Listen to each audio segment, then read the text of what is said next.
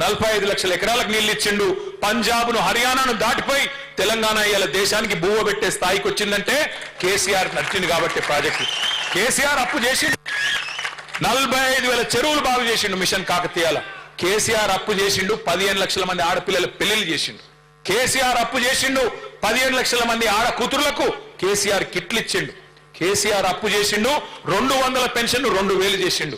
నేను అడుగుతున్నా రేవంత్ రెడ్డి, నువ్వు వచ్చి 2.5 ఏళ్ళ 4 లక్షల కోట్ల అప్పు చేసినావు. ఎవరికి ఇచ్చినవా పైసలు? ఏ రైతుకి ఇచ్చినావు? ఏ గరీబోనికి ఇచ్చినావు? ఎక్కడ ఇండ్లు కట్టినావు?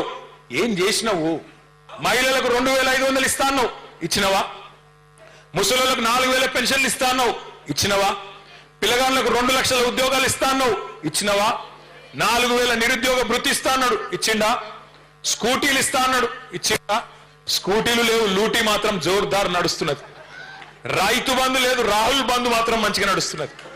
రాహుల్ ఖాతాలో మాత్రం టింగు టింగు అని పడుతున్నాయి, ఇక్కడ రైతుల ఖాతాల్లో మాత్రం ఏది లేదు.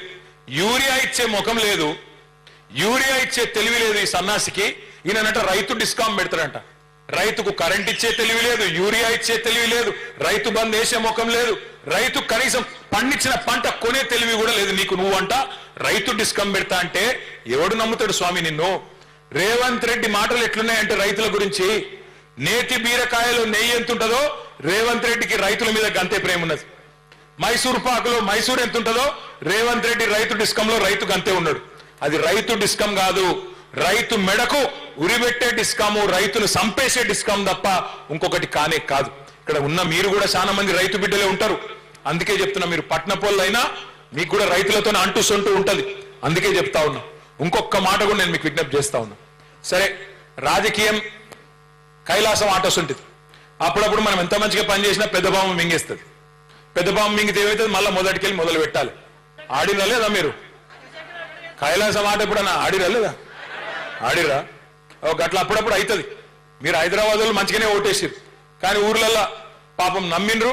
నమ్మిన పాపానికి ఇలా వాళ్ళే బాధపడుతున్నారు అందరికంటే ఎక్కువ. వడ్లు కొనేటోడు లేడు, మక్కలు కొనేటోడు లేడు, సంచులు ఇచ్చేటోడు లేడు.